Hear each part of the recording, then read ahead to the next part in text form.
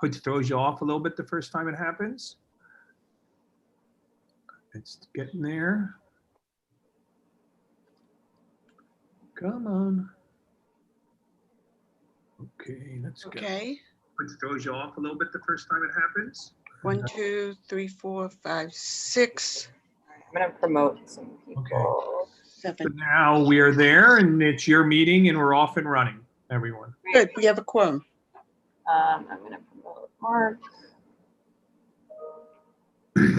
And now I'm handing it off to you guys to run as you like, and I'm here to help in anything you want. Thank you. All right. Okay. Thank you all for attending the, what month is this now? March Housing Committee meeting. Tonight we're going to discuss the collegiate funds, and I think we're going to structure that discussion by first getting a bit of background and history, so we all start off with the same set of general facts about the funding, and then we're going to talk about where we're at now, how the money has been used thus far, and then lastly, we'd like to talk about next steps and how we would like to advocate as a committee and a community board to use the remaining funds for projects in our district. So, oh yeah, I'm Melissa Rosenberg. I'm co-chair of the committee. Louisa, you want to introduce yourself quickly for any public members? Louisa Craddock is my co-chair. Is Shelley on? Mm-hmm. Kelly Hi. is Okay, Shelley, would you mind just kicking us off with a brief history of how the funding was allocated, and Sure. then we'll Sure. sort of transition to the current status? Okay, so to understand the background, when Riverside Center, now Water. No, whatever it's called, Riverside South. Riverside Plaza. Waterline. No, it was Riverside South, Shelley. No, I'll speak, and if you want to correct me later. Okay. Was being developed. There was a desire on the part of the collegiate school to move to that area. And there were 55 units of affordable housing in an area that they wanted to build their school. There was a lot of other affordable housing, but in order to have to guarantee those 55 units, the electeds came to a $50 million agreement with Collegiate, which would pay for 55 units hopefully in that area, the southern part of the district. When we found out about it, we met with Gail Brewer and in the discussion, and with HPD. And the idea was that if we were going to if they were going to try to find those 55 units, but they were not anywhere to be found in that area. Shelley, sorry to interrupt you, but can you give us a rough timeline? Probably 2015. Yes, it was 2015. Great, Okay. thank you. Yes, Okay. but I'm sorry to be a little late. Can you hear me? Yep. Yeah, Yes. thanks. And actually, it started earlier, about a year or two before, but the land use committee and the question of the deal then began to have the action in 2015. Okay, so our board said, well, if it can't be found, if it was going to be uptown, then it should be double the number of affordable units because of the cost uptown versus the cost downtown. So that was the guideline that the board was going to follow. There proceeded to be a meeting between housing and land use in which suggestions were made for possible projects because HPD wanted a list of those proposals from the board. They were presented to, from the committees at that time. Nick Prigo was chair of housing. Paige was the lead for land use, and Elizabeth Caputo was the chair. Those, I believe, 5 projects were sent to in a letter to HPD. None of those projects were either appropriate for the use of the money or doable to achieve what was desired. Consequently, there was almost no communication for a long time, although I believe in 2017, we asked for the information. We got some information, but it was kind of always a bit in the cloud. Consequently, and you probably have the information on this, 36 million of those dollars were allocated by HPD. And those, I can go over it, or you may want to present it. Yeah. It's up to you. Yeah, I can. So that's helpful. And Ethel, I don't know if there's anything history related you want to add before we jump to how the money's been used thus far. Yeah, well, it's important to recognize that the number of units and the allocation and depositing of the money, the determination of the 50 million came in the original discussion and negotiation to conform to the restrictive declaration of Riverside South, and the recognition that since there was a school to be built, the housing could not occur at the site of the school. The community board and others attempted to find ways also to distribute the housing originally within the Riverside South site. I mean, I know that I'm come in the middle, but it's important to recognize that every effort was made to keep the units either within the site and to monetize the equivalent amount of money to do it there. And then when that could not be found, to attempt to provide units in the area of approximately 61st Street. So, and as I think Shelley said, that was then not feasible or not found, that the units were not found by HPD and others.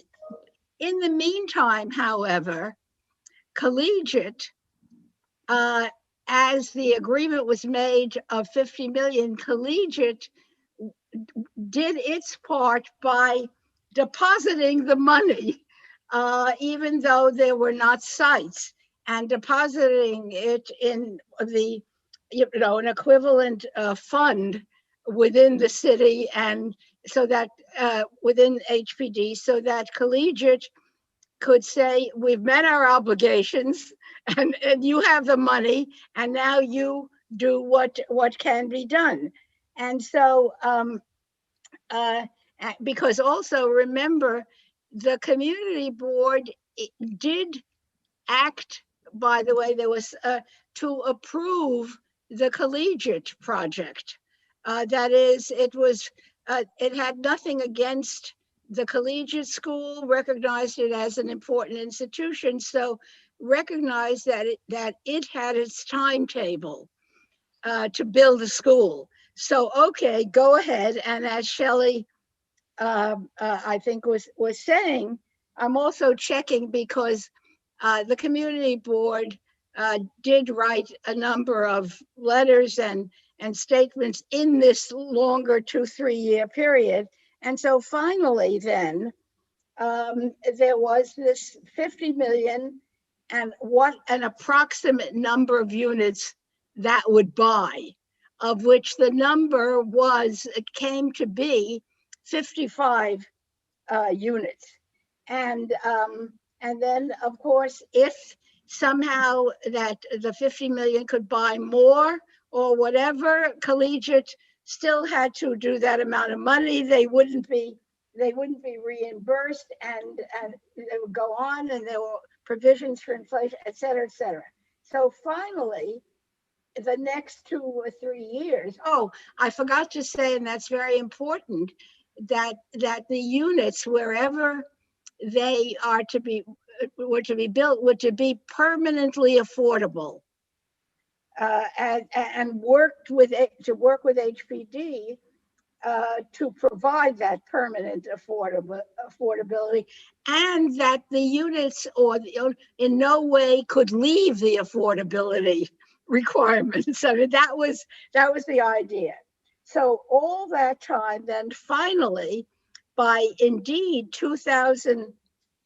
approximately 2017, by then, of course, different administrations, so on and so forth. And then, so we get to the point that certain locations were determined and chosen. I'm sorry, Shelley, are you at the point now of saying exactly which ones? Well, Louise and Melissa are going to cover that. Okay, I have a list of them. We can go through. There was 6 of them.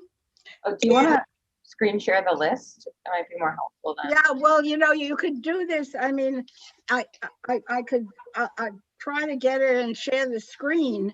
I'm not, but otherwise, Louise, if you're reading them, we could then send it if you have that. I have it up if you want it. Pardon, Mark? I have it up if you want it. Oh, that would be fantastic. Great, thanks. Okay, you could see that they go from. Somebody needs to give me the power to share my screen. Right. Okay. Hold on 1 second, please. So somebody who's a co-host needs to go on share screen and change it to all panelists. Okay. So Melissa, are you doing that? Yeah. Good. Okay. Oh. Okay. Mark, can you do it now? Or Louise, if you still hold it. I can't share while Louisa is sharing. So Louisa has to. I'm Okay. trying to get out.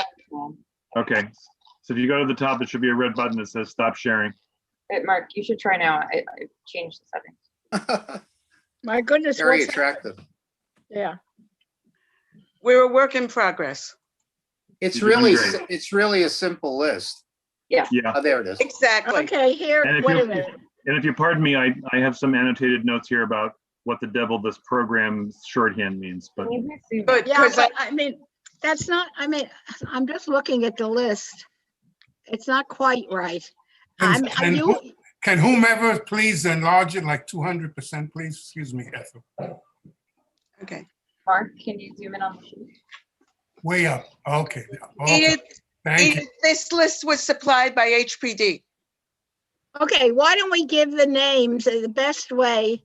And Robert, that's, so Louisa, why don't, if you're reading them, and then we could annotate a little bit. Okay, the Brandon at 340 West 85th, it's a project that is being administered by Wishfish, and it's the Supportive Housing Loan Program.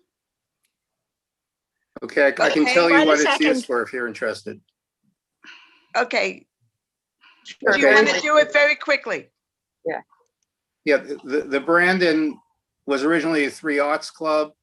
It was affordable. It was under Volunteers of America. They were going to sell it on the market. They were stopped, and the building was given to the city, to Wishfish, to house the Valley Lodge members who from 108th Street while the development was going on. The $22.5 million was used to rehabilitate the facility so that about 100 single units could be there when it is when Valley Lodge is restored on 108th Street. It's going to be affordable, permanent senior housing. May I just suggest though, that a good way, if I may suggest, is to use, to be able to state how much money was allocated from the money that we're talking about. And in the list, Louisa, Yes, in the list, which a copy of the fund tracker, which I have, there are two of the housing, and we should do it that way, that the funds were awarded and closed. It was done. Then there are four more in which funds are awarded, but it does not state that the entire, that all the funds were in fact closed. So there are six, in other words, six different projects. Funds were awarded. Two, they actually had closed and allocated them for the total. And so it was the Brandon at 2.5 million. And then second is Independence House. Louisa, were you going to say something else? Okay. no, I that's think it's 25 important- million. It's I think it's- 25 million, and those have been awarded also. Okay, to describe what happened there, Independence House was a Mitchell-Lama development about to go out of Mitchell-Lama, and the units would no longer be affordable. Through some negotiations, from what I understand, with the local electeds, HPD then approached Swissfish to take it over because 80% of the people there were seniors. In the process, the building became Section 8, so that everyone there will have for 30 or 40 years, Section 8 affordability and permanent residence as long as they choose to. When young under 62-year-olds move out, they'll be replaced by seniors. So it's senior affordable housing. Well, that's where some of the confusion came in, I think, because including one of the representatives who was very active, she has left the state by now, reported that when a senior would pass, the apartment would revert to the market. But even at a discounted rate, so if the one bedroom would be worth $3,400, because of a particular subsidy program, I forget which one, that rent would still be within reach, and it wouldn't be $3,400. It could be, $2,200 a month or whatever. That's my number. But, and that's the report that we received repeatedly. And she had visited, this particular representative had visited the committee 2 or 3 times. And she's a neighbor. She was a neighbor and a friend, and her mother was a friend too. So she would be knocking on my door all the time, screaming. So that that's where I lost clarity as to exactly what the design for the units, the projected design for the units, or the market target for the units. So that what my question is, whether the statement that the apartments of deceased or moved senior citizens would remain, senior citizens remain in Section 8, that's the question, because I had always heard no.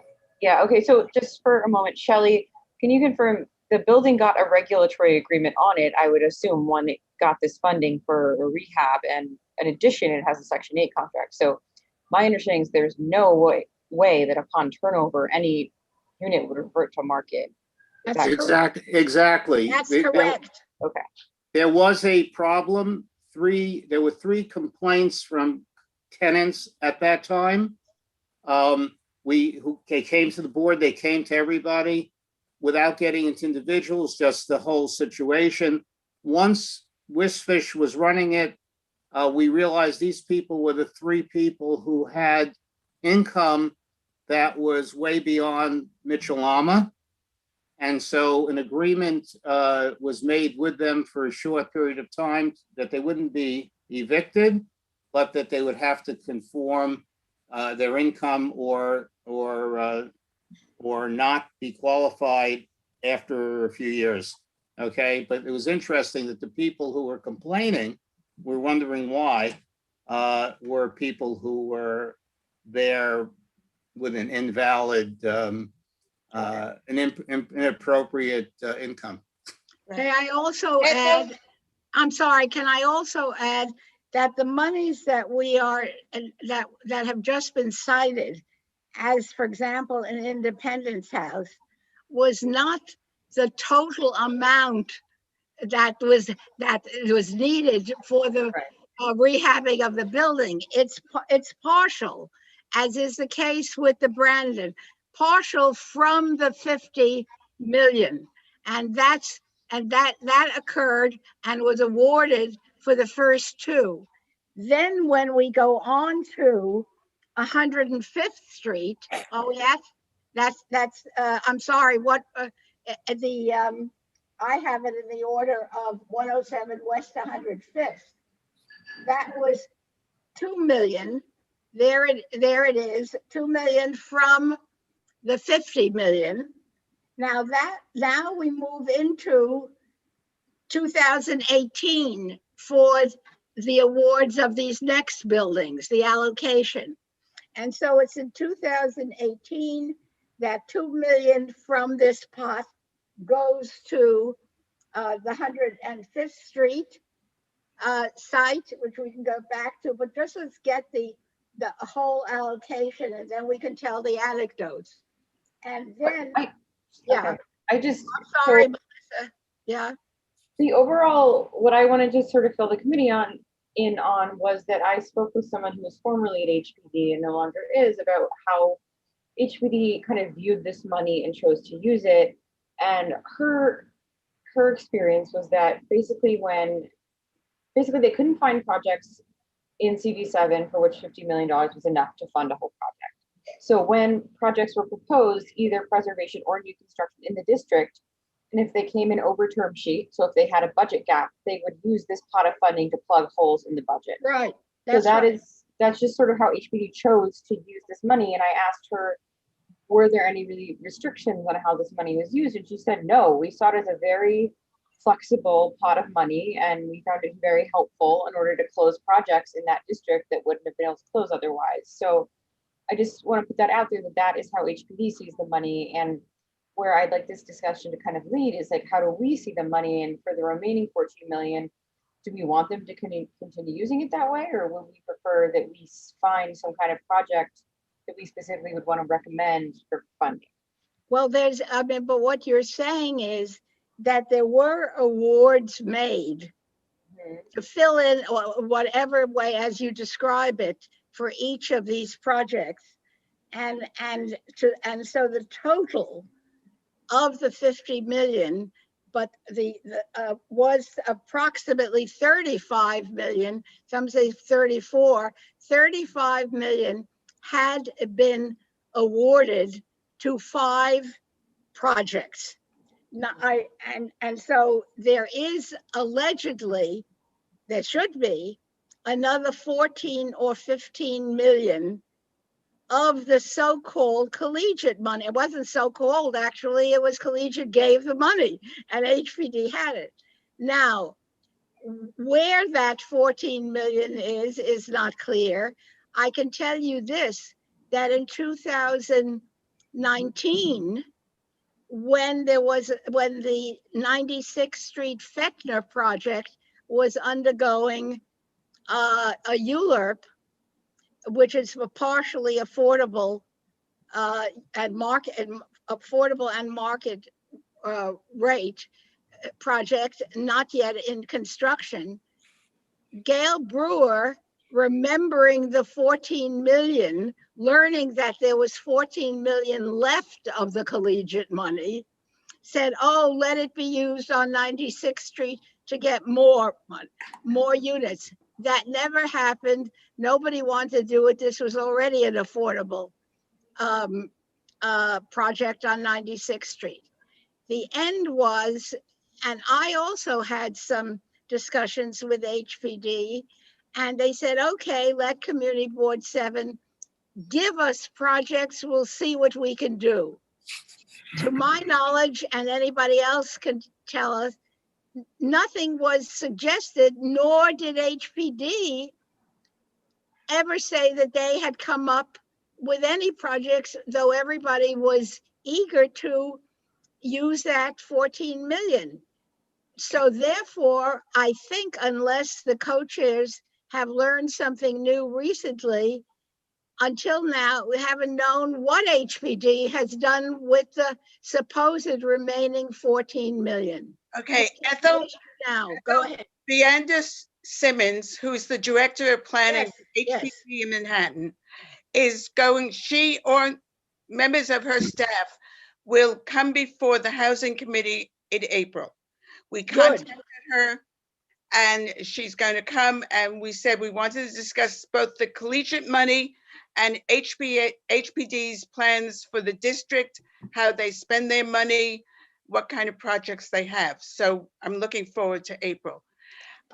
What we have here are 6 projects, and none of them were totally funded by the money, but according to this, we did get 401 units out of it rather than the 55 that were originally discussed. These, I understand, were bringing various units by preserving them into the affordable housing system, which were going to lose affordable housing status, or they weren't listed as affordable housing. Right, just to add, this money didn't fully fund each project though. Like there was additional HPD subsidy in all these projects. So the money, like on a per unit basis, did not fund 401 units. It funded a No, fraction. exactly. Of Yes. Of the units in No, each I project. mean, to say 400 units is not correct. Every one of these, every project here was a preservation project. It was not a new construction one. And as Melissa just said, this money was used in each project to partially fund preservation of each one because there had been other sources of money. And that's why what we have, and the community board has, it came from the deputy mayor, and what it was called was, in a table, the collegiate fund tracker.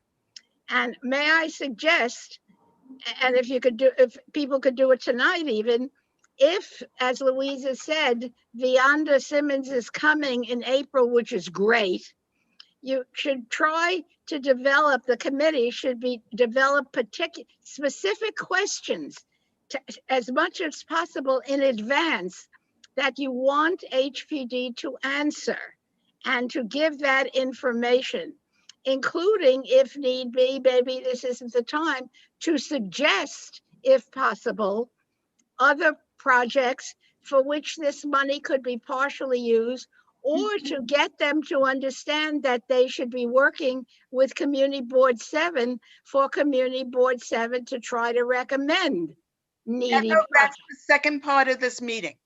Thank you. Okay, It's Jeanette. good to know. I didn't know what the, you asked me, I was here, so I mean, I found all my notes, that's all. Thank you. Thank you. The thing is that I would like to say is that we are also very much concerned with preservation. Right. As well as with new units, we want to preserve existing units and make sure, and also bring older dwelling units into the system, into affordable housing. Yes, agree. And sorry, Jeanette has had her hand up for a while, so I'd like to recognize her and let her speak.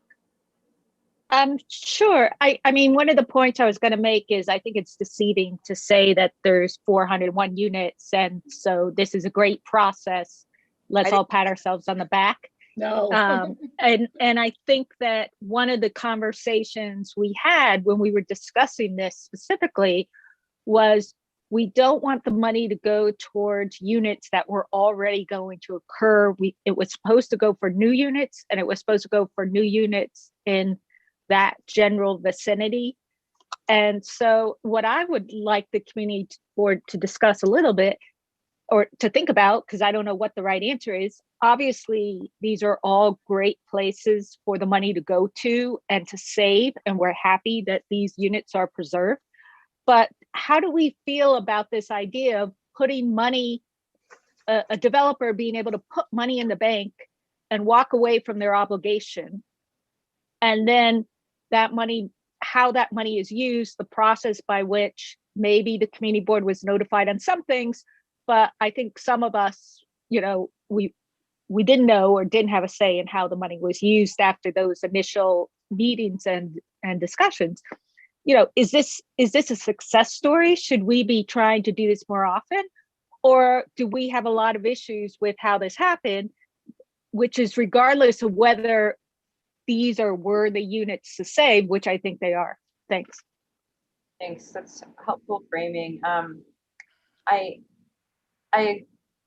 agree that I think there are some communication issues in the way that we weren't really informed of what projects were funded. I also think it seems like HB never felt like they were under any obligation to sort of like vet projects with us. So I just want to put that out there before we discuss it with Beyond next month. Okay, Robert, yeah. One of Jeanette's points touch on my question, and that's the question of, of authority and ownership. Of course, the Independence House was a rental, not a Mitchell-Lama co-op. And the manager there was long-term manager, and he was the one who opted out. So that's how we got into this whole thing. Now, what is the status of the ownership? Did he opt out, as Janet said? Did he put money in his pocket and go? Which was his prerogative, so I'm not making a judgmental call here. But where does that leave Independence House as far as ownership and regulation? Of course, HPD has everything to do with it. But who owns it? You see, my co-op is Mitchell-Lama also co-op. We own it. And the regulatory agency is HPD, but what's the story with Independence House and the ownership of that property? It's tangential, okay. I know, but I'd like to know what that story is. Okay, I hear you, and I'm happy to kind of entertain this discussion for a little longer, but I also don't really want to get caught up for too long in what projects were funded and whether they had merit or not, because they've been funded, and that is that. And we can definitely bring it up with HPD when they come, but I think just internally debating the merit of each project among this group is not very productive. Okay. That being said, Mark, did you have something you wanted to add on the Independence House piece? No, I didn't really want to add on to the Independence House piece. I'm pretty sure Shelley would be the source on that. There was a bit of, there was some questions about where the money came from and what the board said at the time, and the understanding that we were given at the time. And this evolved over time because at first the city came with the idea of, the city and Collegiate together came with the idea of buying off this obligation, and the board resisted it.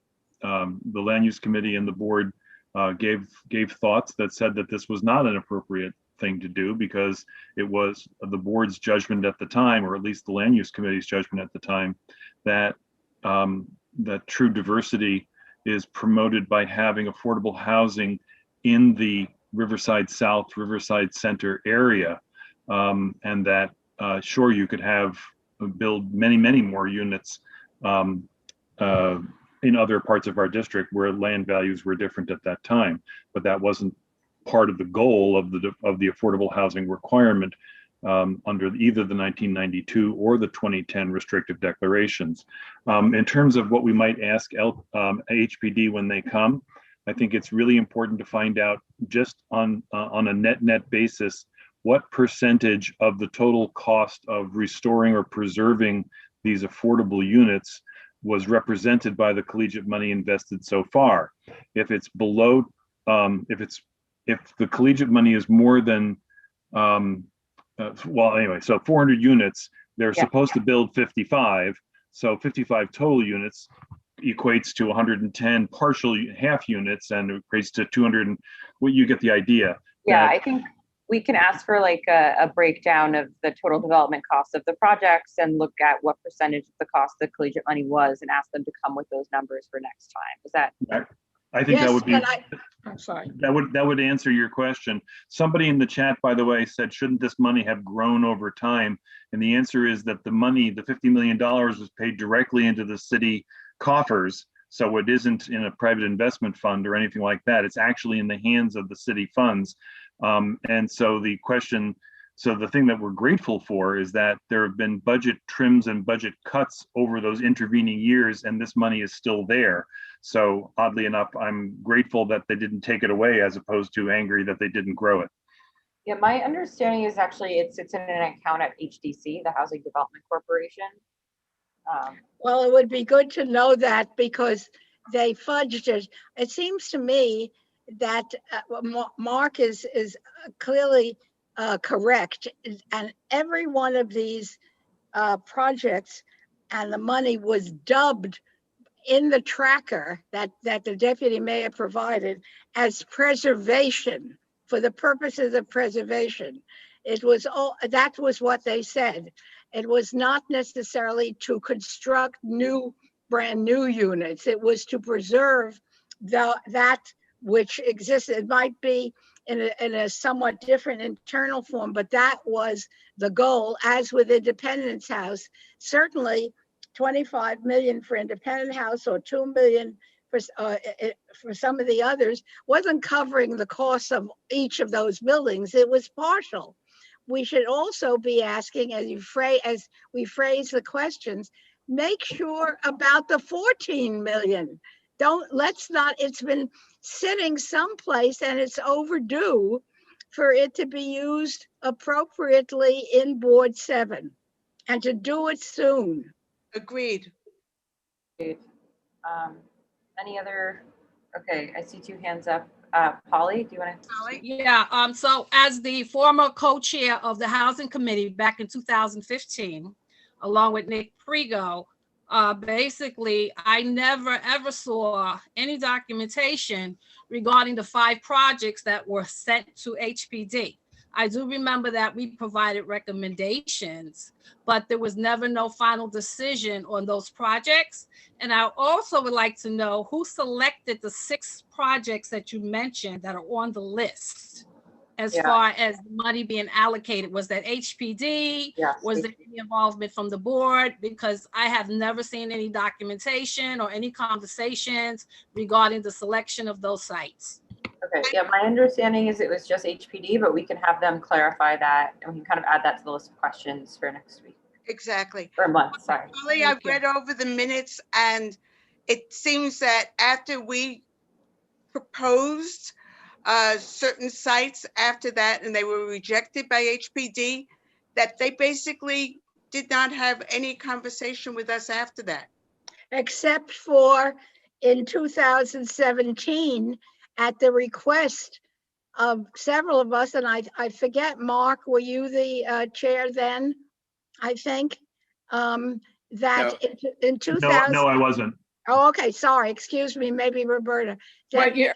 Yeah, that 2017, we do have from HPD and from the deputy mayor, Polly, what they have called the Collegiate Funds Project Tracker, and the 6 projects and the amount of money that I was reading from and Melissa is actually, I had it in my community board file. So that was sent because we asked, the whole community board asked for the update, and finally in 2017 that was provided there.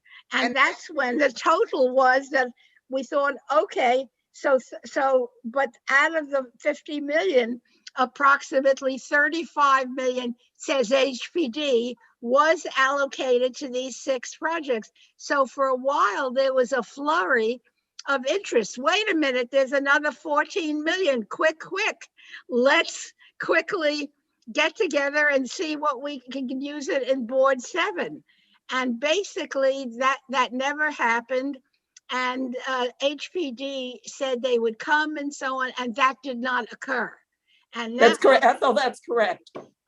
But we So that also, information was only Well, if you privy said to it's some correct, board okay. members, because I don't remember the board at full board voting on any of these projects that we was. were never asked, Polly, you're both correct, both you and Ethel are correct. We were told after the fact that and Wishfish came to us and said they were been given 25 million by HPD. And we met with Wishfish, and we met with the people that were in that building. And with Shelley, I think you were there. I know that people from Wishfish were there. We only knew about 2 of the projects, the first 2, while I was chair. And I kept asking HPD for more information. And in fact, I don't think I saw the tracker until after I was no longer chair, which would have been the end of 2019. But HPD had said that they couldn't tell us some of what was going on because they didn't want to let the other developers know that they were buying or selling these buildings, which might have made the cost go up. Wait a Shelley, second, maybe wait you a can- minute, wait a Polly, minute.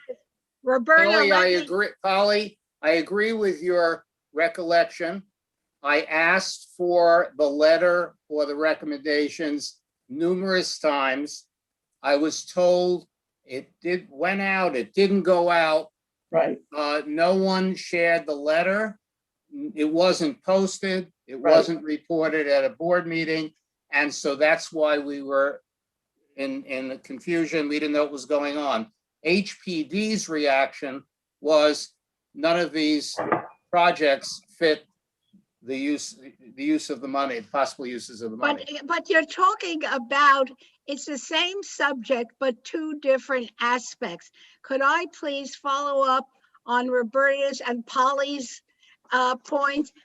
Shelley is clearly quite correct that there's a confusion about what the community board said and what it got during this whole time of flurry. However, in the fund tracker, that I'm using their name, HPD's, that was sent to the Community Board 7 in 2017, the 6 projects are listed there with the amount of money and under for each one, and each one is said the project type.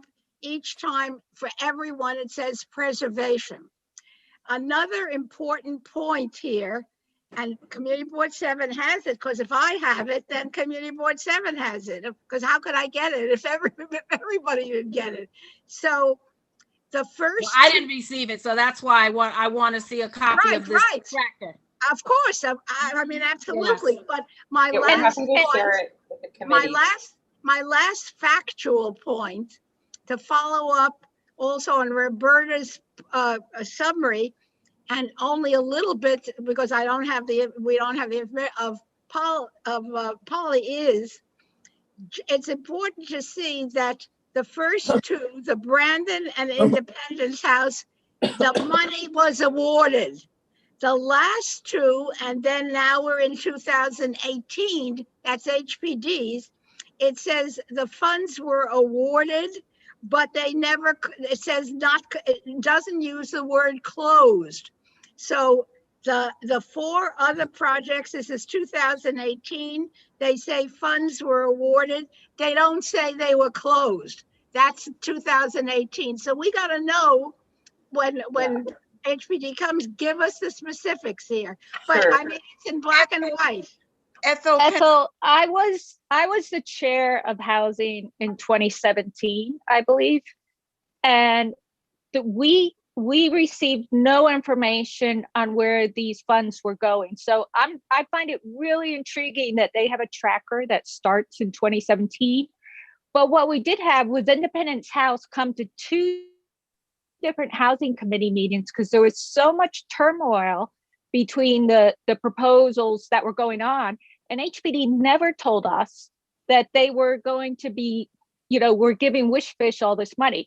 Now that's from the housing committee. I don't know if they told, the board, in other ways, but Jeanette, so regardless of the date on that, I don't think you can say that the community board was informed from 2017 forward, Well, because I mean, nobody this was seems. sent to the community board because I didn't get it privately. I mean, how can I Well, do that? well, was it, how Jeanette, do you know it was Jeanette, as sent? chair of the board, I never got it. Okay, let's, I don't know. I don't think this is important, honestly. I think we can ask HPD about what their reporting practices were. If they were not good, we can ask them to improve them. I don't want to arbitrate whether or not they did a good job. Like if they didn't report well, they didn't report well. I don't think that's helpful to go over again and again. Well, you're right, but I'm happy. I'm take it from my computer and I'll send exactly what I have, which I got at the community board, and send it to everybody. I mean, I didn't get it My privately. concern is that moving forward with the $14 million that HPD right now is holding, that we have an open discussion as a board, because there was no open discussion on how the $36 million would be spent with the community board. Yep, You're just probably to right. clarify, again, the community board was not consulted about how to spend the first $36 million. So there's not a lack of transparency on the community board's part. It's just that HPD did not feel that they were obligated to run projects past us. And honestly, just I'm opining right now, I understand that. They're trying to close projects in our district and they felt like that was the best way to use the funds. There was no letter requiring them to run all their decisions past us. So they tried to do, whatever deals they could do expediently. And, whether or not we all feel that's right, that's what they did. And I think when they come next month, that's what they'll say. But let's save some of these questions for that conversation, because I'm only. Sounds right. But we ought to Listen, prepare the questions. We could, Something, Melissa, that you might want to encourage the representative from HPD to listen to this recording, because the whole issue of transparency is ongoing. And with HPD, with respect to not just this money, but all of the agencies. So when she listens to this conversation, what Ethel just said, to prepare the questions, she will see what we want to know. One of the things that we want to know from her. Thank you, Stephen. yeah, I was just as you move forward, I want to remind, I think Rich Robbins has his hand up for a while. And I also want to remind you to hopefully take some questions. There's one in the Q&A that I'd be happy to read after Rich.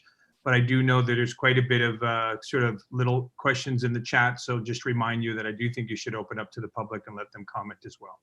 I have to say goodnight. I have a class I have to teach in 2 minutes ago. Okay, great. Thank you, I'm Shelley, sorry. for sharing your Okay. historical knowledge. Rich? Yeah, so I'm new to all this and I'm not clear what our goal is for tonight. And I'm wondering also what we've learned, what we would, from all the people who've been involved in this, what we would recommend doing differently if there's a similar situation. And are we collecting thoughts about, if this comes up,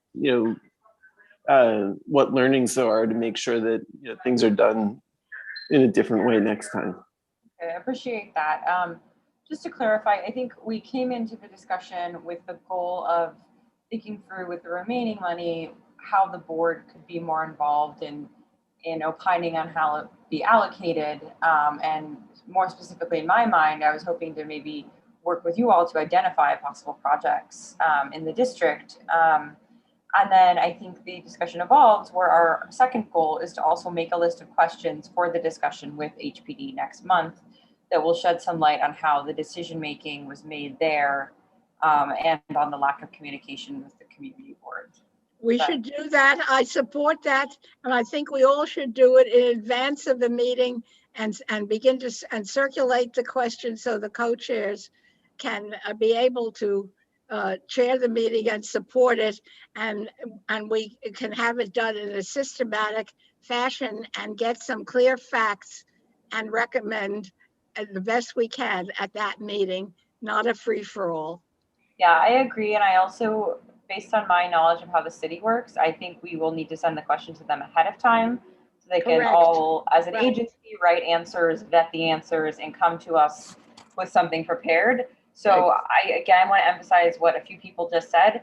It's important we prepare questions ahead of time, and that anything you feel that is important and you want to be asked, don't just come to the meeting hoping to spring it on them because they might just choose not to answer it. So correct. Yes. I can glean from a lot of our discussion what some of the questions should be, but it would honestly be very helpful if you could email me specific questions. Louisa and I can compile them, we can then transmit them, and then I think we'll reach the most satisfactory conclusion of next meeting with HPD here. Sounds good. Great. Melissa, do you want me to read a couple of these questions now, or? Sure. Sure, and then I'd like to move on to just a discussion about thinking creatively about the remaining $14 million and you know, what the community board could do to kind of have more of a say in what goes on with the money. But yes, please proceed. Sure, I'll read two, and then I don't know, I think attendees can raise their hands, and if they had some questions about it, maybe we could keep an eye on that.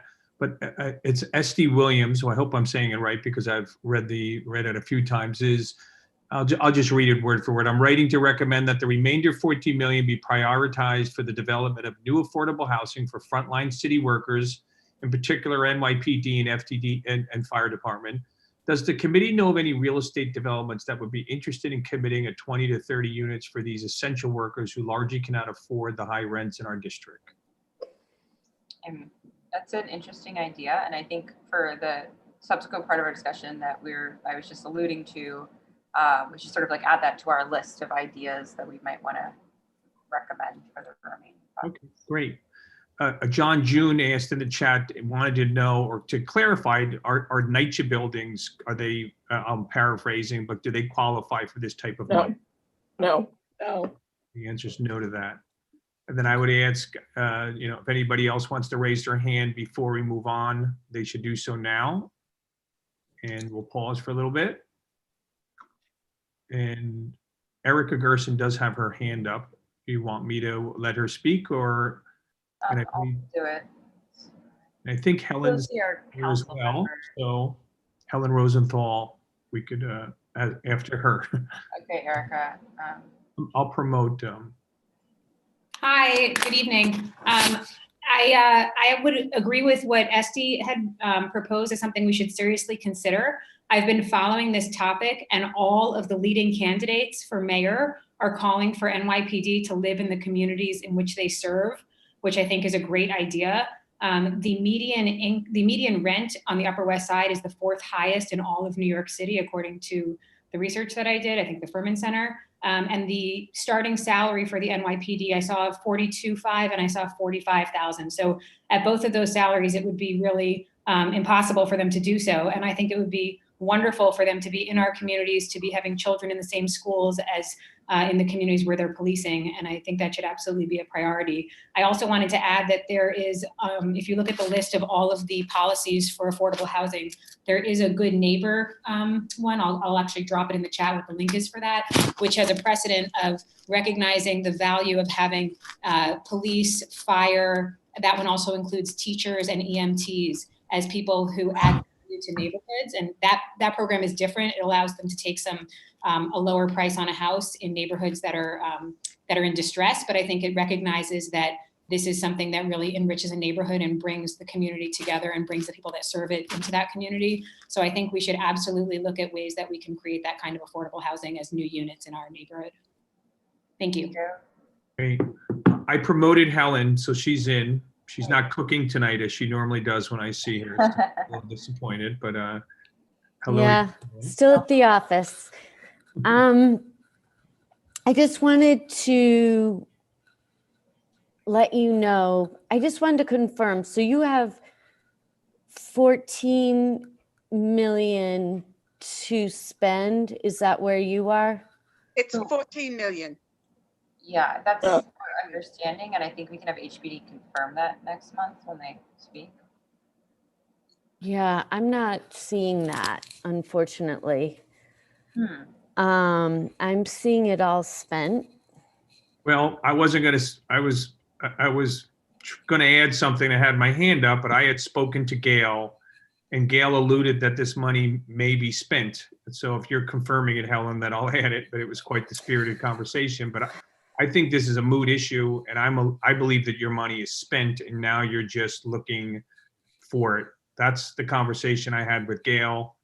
I think that's right. Sure that that's what she had said, and now Helen's confirming it, so I'm pretty confident. So I think you're moving to a stage where even the 14 million is spent, and I thought I was just going to clarify that for everybody. And I thought perhaps I wasn't more direct when I think Luis and we spoke a little bit, and perhaps I didn't clarify that, but I think you're moving in that direction. I believe it's spent. So Are about you- transparency, Sorry, council member, can you just, do you have any more information you can provide? Do you know to whom it was allocated or any other details? Yeah, hang on one sec. Just as you do that, Helen, I mean, Gail had brought this up, that she asked for an accounting and that she's getting the accountant, and I think you want to move to the accounting of the extra 14 million. And I believe I believe they're prepared to give it to you. And then you could ask all these other questions, and they did respond today. So that was the last minute, and Louisa was diligently communicating, and they said today they'd show up. So you have plenty of time to do this. All right. Why do you use So- the word why do you use the word, Steve, the extra 14 million? Well, I've just, it's semantic. No, but I'm The assuming. leftover 14 million, the leftover. Right, so, because are we not always talking about the 50 million paid, deposited by Collegiate? Is that not the funds technically that we're discussing? Yes, I used bad semantics and No, described. I just want, you didn't do anything. I just want to know that's what it is. So the 14 million, what, among other things, it has been spent. It certainly at a threshold question, if nothing else, would be spent in Board 7 or where? Because it's specifically that $50 million. That's just like a beginning question. So Well, yes, there- it's all been spent in Community Board 7. Yes, that's what I heard as well. And I believe that they're prepared to come next week, Great. or next month, I should say, in accountability. And that's what sort of sparked my conversations with Louisa and Melissa. Got it. I hadn't realized that. Yeah, I had not either, and that's very disappointing. I mean, I guess it's not disappointing if you went to affordable housing, but a little bit not knowing that going into this meeting. So, but that being said, sorry, council member, can you just provide any more details on the most recent allocations that we were not aware of? Yeah, so it's hard for me to do that. And I'll tell you why, because it's not my document that I'm looking at. It's from HPD. And so I can't verify anything. What I have from a presentation they put together for me on February 19th is a list of 2, 3, 4, 5, 7, 8, 9 projects that total 51.762 million. So Where do they get the extra money?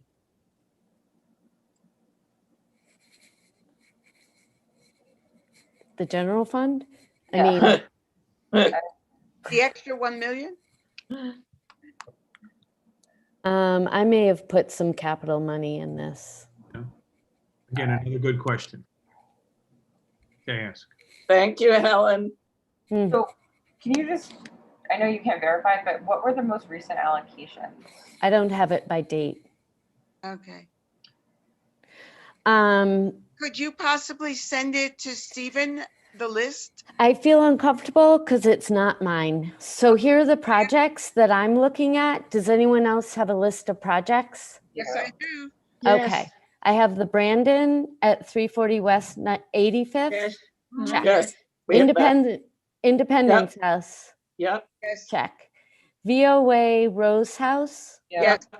Right. 107 West 105. Yes. Catch. Yes. Yes. Yes. And then I have a second slog going to 107 West 105. Yeah. Yes. Not that much. And then I have Turin and Trinity and Goddard 107. Yes. We don't have those. I don't have that. Okay, that could be Those it last then. 3 we don't have, but then that's good. That's good. Great that you have. So, okay, we at least have that they did spend it or allocate it to the last 3. which, and that must have been, as you said, very recently, because the other six or so, we have all allocated 2017 and 18. So the last three are rather recent, and it's up to 14 million or a little more, right? Yes. Okay. No, I mean, the total is I mean, the 51. total, yeah, Yeah. gotcha. Yeah. And then, Sorry, can you read the last three again? I just. sure, sorry. Turin House, 609 Columbus Avenue. Trinity House, 100 West 92nd Street. And I think that's a question mark one. Goddard, 107th and 711 Amsterdam. I think they're trying to get some additional funding for these. They might be getting some private dollars, and I think I might be putting some money in these. Ellen, I did hear that Goddard was looking to expand some housing, but I didn't know they were applying to for the collegiate money. Yep. So They may not even know it is collegiate money. bingo. Whoever just Right. said that. Sorry, I'm looking at a sheet of paper. But that's right. Was that you, Louisa? Mhm. I'm recognizing voices. Very exciting. Yeah, because I'm sorry, I wasn't looking at the screen. So, yep. So my guess is they're going to update the presentation I have in front of me with their most recent numbers. And one reason the numbers are jumping around possibly is because of the fact that all construction was put on pause in May 2020 because, COVID. we were low on cash, although that's to be seen, but that's a whole nother story. But they got pushed over into this fiscal year. So I think some of the numbers are going to change around a little bit yet. Got it.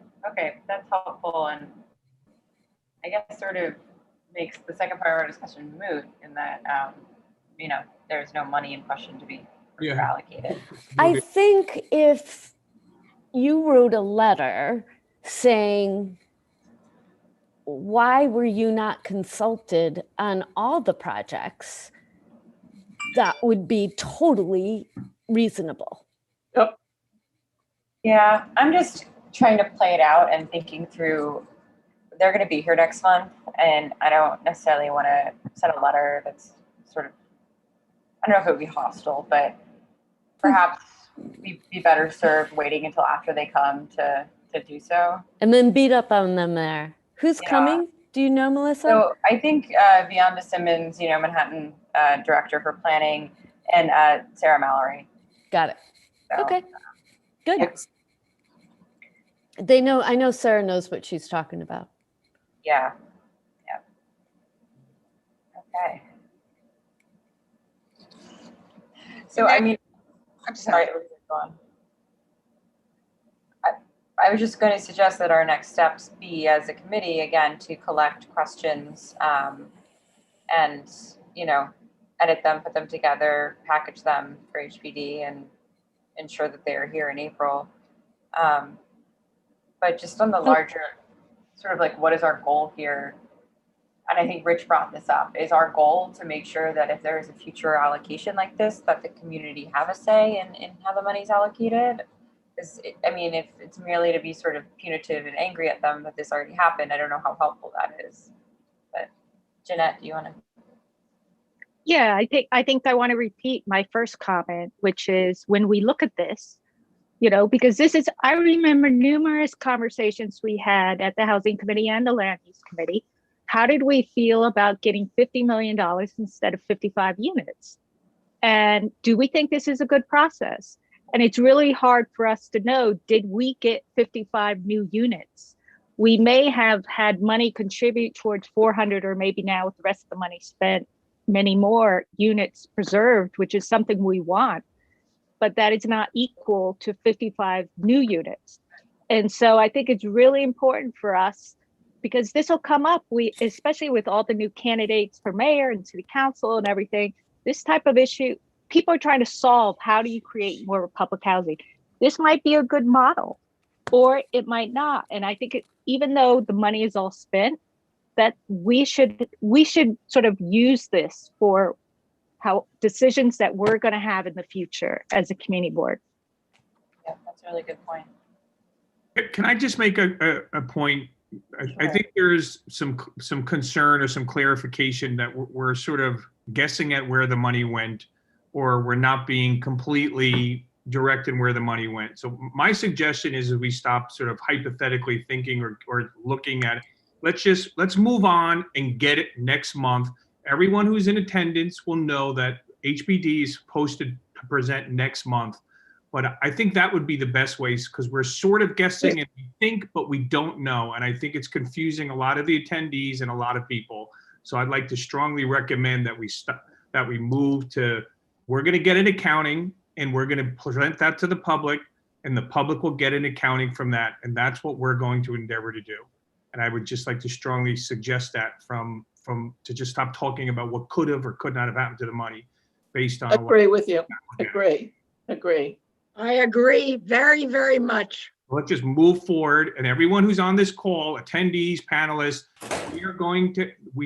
HPD said they will show up next month. We are going to ask for an accounting, and every person on this call who's interested in knowing where this money went will get it directly from them, and you can ask them a question. Good. I'm going to hand it back to the co-chairs. Yeah, I mean, with that, I think that's sort of the bottom line here, is that accounting will be coming next month. And this was our primary agenda item. So if there's nothing else to discuss, I don't feel like it's totally necessary to gather questions live as opposed to just doing it over email. I think it's more efficient. Can I make Sure. Can I just make one suggestion that might be helpful? Because looking at my chart, they don't have, maybe ask them to put next to each project, is this a preserve or new? Yeah, I think there's a few things I think we want with the data. I'd like to see the total development cost of the project so we can know actually like how many units in that project were paid for. I think that's a good point, preservation versus new construction. Yes, let's really try to dig in on what we got for our money. Robert? Right, and I think what you're going to find is way more than 55 new units. Can I just suggest that the genesis of this money and the situation is unique in that the 55 units and the Riverside South, that number and everything, the beginnings of this are because of the original restrictive declaration in 1992, and which mandated 12% of units to be built between 72nd and 59th Street. What did occur, which is unique, is that one of the big sites, which was designated along with others for affordable housing, got sold to a non-housing development, namely a school. And so it's a collegiate school. They weren't going to build, they can't build on that site that was mandated 1992. And what was involved, which the community was not involved, but what was negotiated is a sum of money that was determined then. Who knows if it's accurate by what standard or 2021, but what was determined was 50 million, give 50 million in cash, and that would be the potential equivalent for 55 units, which is what was supposed to go on that site in those years. So I'm just saying that the origins of this whole thing, which admittedly there wasn't good communications, later on and so on, but it was unique because, there was supposed to be 55 units in a place that was mandated by 1992 rules for the entire site. And then one site was changed because no housing of any kind was built there. And so it got switched by Collegiate deciding on 50 million, which got agreed to in cash. And then that permitted Collegiate one way or the other to say, okay, we did it. We're building our school. Now you go do what you want to do. That at least should be what I think we're aware of as why this has occurred. That still doesn't mean that we should know exactly how the money was allocated and how the decisions were made. Okay, and just in the spirit of transparency, I feel like there's some concerns. We'll do our best to get responses from HPD before the meeting and distribute them before the meeting so that we're all informed. But that, of course, hinges on HPD sending them in a timely manner. So just put that out there. Ira, you got your hand up. You're muted. Yeah, I just wanted to second what Ethel said.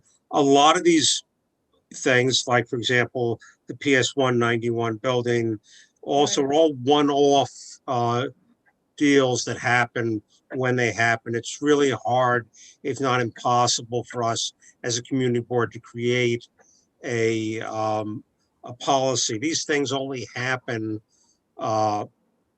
when there's a situation that's not as of right. And I think everybody needs to understand this. Only when somebody asks for something and it's significantly a deviation from what is as of right that we can actually talk to people. I've had people come up to me in meetings where I've been in front of community boards and whatnot, and they say, what can the developer do for me? And that's sort of the nexus of community benefit agreements and whatnot. But when you're, but often I've represented supportive housing groups, and when the people come up and ask a supportive housing group or a transitional housing group, what can you do for me? I'm really kind of at a loss. And even when you're asking a developer who's doing workforce housing, which has often been what I've done as well, it's a little hard to figure out what you can offer somebody, particularly when you're doing something as of right. So when we get to these unique settings, there are a lot of people who are on this call who have done wonderful things in getting us schools and parks and affordable housing, but it's always done in a situation where they're asking us for something. And I think we're going to find that those situations may be, and always have been, far and few between. We can't depend on them. And when they happen, we address them. I think all sorts of people should take credit for that. If anybody's worked on any of those, please raise their hands and we'll applaud them. And if not, we recognize them anyway. But they're all unique and they're all special. Okay, Robert, you had your hand up. I think you touched on it, and so did Jeanette, but I think it would be very important for us to have a comparative cost analysis between new construction and renovation, because one of the things we learned in the 70s was that renovating housing, upgrading housing, was better than twice more expensive than creating new housing. And I think we want to look at those numbers in today's dollars to see where our focus should be, because that $55 million just intuitively doesn't sound like a hell of a lot of money to me. And so that, where do we want to put it? Okay, if we're going to put it in renovation and upgrading housing existing in the preservation context, which is part of our mission anyway, it's not going to go very far. Yeah. So what do we want to do? But if we might, that's I'll send that in as a question that I want to hear from HPD. Maybe they can send us their existing cost analysis comparing renovation to new development with this money left over. It's a tool, and it'll help us decide what emphasis we want to put in the direction we want to go. Yeah, I mean, I'll just say that it's not like in CB7 we have a bunch of empty lots waiting for new construction. construction to happen on them, which is, I think, why we end up with a lot of rehabs. But sorry, Jeanette. Yeah, you're absolutely right. And I remember that was part of the issue when this was up. I just wanted to say that I recall that I thought it was a resolution, but maybe it was a letter that either the Housing or the Land Use Committee sent to HPD recommending sites where the funds might be able to be used. And because I remember HPD saying that they would listen to us if we had recommendations. I don't remember if HPD said they would share with us the decisions they made, but they did say that. And I don't know what the follow-up was with that, but I'm pretty sure we did send a letter or do a resolution. And it would be nice to know by the next meeting, as one of the questions, did any of those sites, and some of them I believe were retaining, they weren't just new construction. So it would be nice to know if any of those were part of the ones ultimately selected. Yeah, I don't know how we would go about finding that out. Maybe Penny could help us. I don't. Or Mark? Mark, Steve, do you have ideas? So there was a letter sent in July of 2014 that laid out our initial reaction to the proposal. And then there was a subsequent letter that I was not involved in, and I don't seem to have a copy of because I looked for it, in which I believe somebody from CB7 made suggestions about worthy projects that they might consider. And then anecdotally, I've heard several times over the years and again tonight that none of those were accepted. That's the extent that I can give you. There was no resolution per se, as far as I know. There might have been a resolution in 2015, although I can't put my hands on it, that at gunpoint accepted HPD and the developers' proposal to buy off the 55 units with the $50 million, because HPD at that time said, if you don't take the $50 million, then we will consider the affordable units in Riverside Center to satisfy the requirements in Riverside South, and you'll get nothing. So anyway, that's the history that I have for you in response to that. Council member. Yes, sorry, I'm here. Multitasking. Oh, you had your hand raised, so I. Oh, yes, I had my hand raised for the, thank you so much. I appreciate that. Sorry. So I think you have an opportunity with a new mayor. Someone had been talking about that earlier. And thinking about this district, I remember asking at the beginning of my term, I think there are 3 or 4, well, one's being built on now, but so there are 3 soft sites in the district where buildings could go up. And HPD might be willing to work with a nonprofit developer to build affordable housing there. And that could be a question that you could give HPD and ask them where those soft sites are. If you're interested in pursuing this route, keep in mind the result, well, it could be a very tall building. And then, with the proposal from the council about doing 197A plans, you might want to think about, to Ira's point, maybe down zoning, so when developers come in, they have to upzone. They have to come to the city through a ULURP to get approval for it, and we would give the approval based on their doing things that the community wants, whether that's affordable housing or parks, whatever it is. Now, Downs, this mayor has been doing mandatory inclusionary housing and looking at other parts of the city. This district was actually exempt because we already are somewhat dense and have a lot of tall buildings, but in other parts of the district, other parts of the city, they upzoned. So in other words, in East New York, the buildings are like 4 stories high everywhere. And they upzoned to 6 stories. And when new development came in, it was mandatory because there's no as of right. It's mandatory that you include whatever the number is. And that's where each council member was making decisions about it. 30% at certain AMI levels, and then Councilmember Salamanca added in another plus 15% to house homeless families. So that's all embedded in mandatory inclusionary housing. I'm not sure, well, I was relieved that no one thought this district should be upzoned.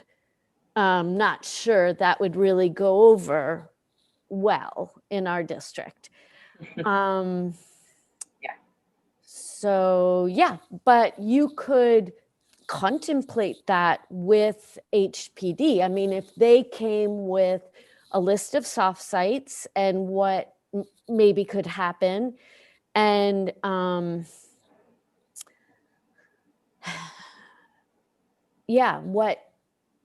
what their thoughts are about downzoning or upzoning, whatever. Councilmember, It'd be interesting. the soft sites, they're city-owned sites or No. privately owned? Private. Yep. And we have some private sites that you guys already know about, the ABC building, where potentially there could be some really tall towers. Yeah, I don't know that HPD would really want to comment on any zoning matter, but we could ask. It's helpful. Ira maybe knows better than me.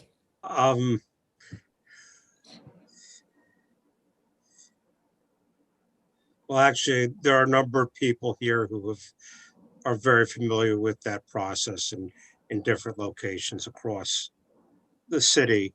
And there are a lot of variations of this, but it's a discussion that I don't know if it's what happens in a meeting like this. But there are, one of the problems we have on the Upper West Side, and I remember talking to various people about this 3 or 4 years ago, some of who are currently at HPD, by the way, recent hires by HPD, who recognize that one of the things that we have is very, very, very little public land.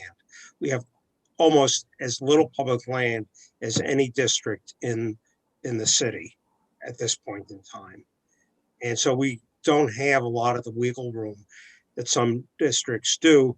Our public land that's really left are 1 or 2 sites at best. And that's not just within Helen's district, that's across the entire community board. And other than that, the only land that's public land that is available are, I hate to say it, things like schools, libraries, firehouses, parking lots, which all have their own significance to us. And we have to think very hard about them. And sometimes when we have thought about them, we've decided that their current use is the one we want. So we don't have the wiggle room a lot of other districts have. It's a lot harder discussion for us. But I do know that HPD has been the generator behind some rezonings when they want to do a project.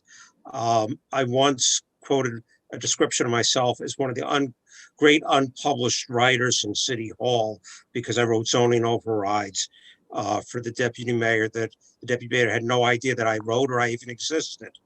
But there are hundreds of units through the outer boroughs that exist because I wrote the zoning overrides. Obviously not a popular device to be used in Community Board 7, but it is effective when you're tweaking things, and all we did was tweak things. But we don't have the wiggle room a lot of the rest of the city has because we are so dense. Anyway. Yeah, That's why we're not tweaking. this is a What? very rich discussion, and I feel like it's one that would be best done in conjunction with the land use committee. And, you know, that's something I'd be happy to explore, something like a joint meeting looking at how we can expand opportunities for housing and CB7 through zoning changes. But I don't know that, like, right now, this meeting is the right. No, I agree. I agree. Okay. With that, I think we can move forward with compiling those questions. I don't know that there's much else to be discussed right now. Louisa, is there anything else?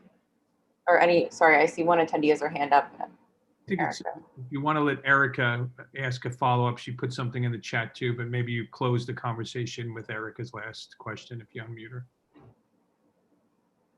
She can unmute. So. Okay, Erica, you can unmute yourself and ask. Oh, thanks, guys. I put the question in the chat of, it seems that we're all taking as a given, even though this is an expensive area with expensive land and it therefore is expensive per unit of affordable housing that we create. It seems that this community board is taking the position that we should always be pushing forward to create more.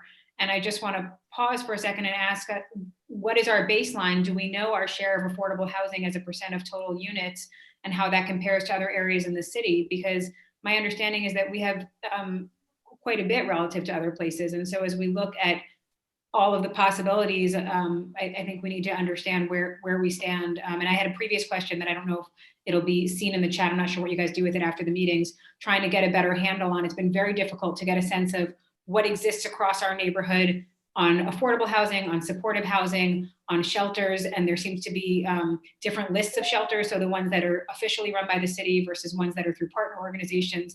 I feel like the community at large, as more and more people come to want to be a part of these conversations, really needs some basic facts that we can all agree to is our current. Erica, Louise and I can answer part of your question. So wait, hold on, Roberta, hold on. Okay, just firstly on what facilities exist, what don't, we cannot really provide an answer to that question right now. And I also just think that shelters outside the purview of this committee, that discussion should be in Health and Human Services. So I just want to put that out there. And just I'm going to take liberty as the chair of the committee. I think it is the obligation of high opportunity neighborhoods like ours to create more housing so that more people can access opportunity and amenities, good schools, good parks. So, you know, I think that is why we're all focused on creating more housing, whether or not a lot already exists. Okay, sorry, Roberta, if you have something to add, please do so. On the shelters, of course, we can't answer, but on the housing, Louise and I had a urban fellow a couple of years ago who created a wonderful database for us, which is on our website. And Louisa and I are in the process of updating it, but you can go on there and you can see the different types of affordable housing, how much we have, what's been lost over the years. And it's quite a great website. So I would recommend that. Thank you. I actually forgot about that resource, so that's helpful, and we should try to promote it more as well. Okay. Okay, I think with that, I'm gonna make I don't know if I can make a motion, but suggest we adjourn. Melissa, next month. Can you post that link? I will. Melissa, next month, the Budget and Strategy Committee will be coming before you for a few minutes to discuss our new process we're going to speed up the process for the DNS, and we're going to encourage you to do some deep digging, but we will ask for a few minutes at the beginning of your next meeting before HPD comes. Okay, great. Thank you for the flag. All right. Well, thank you all. Melissa, am I still booked for for my affordable housing, Mitchell Lama HDFC workshop. Is that May? Because I remember, did you say something's booked for April? Other than, So that's the HPD then, right? So what are we? HPD is April. I actually had a speaker I really want us to hear that I would like to switch to June. So, sorry, to May. So perhaps June, Robert? It's your call. I have my speakers lined up, and I told them I would let them know we're going to be scheduled in the next few months. So you just tell Let's me. say June then. As long as we're not July and August. Okay, yeah, okay, yep. I hear you. Oh, you're Okay. muted, Louisa. I'm not sure if you're.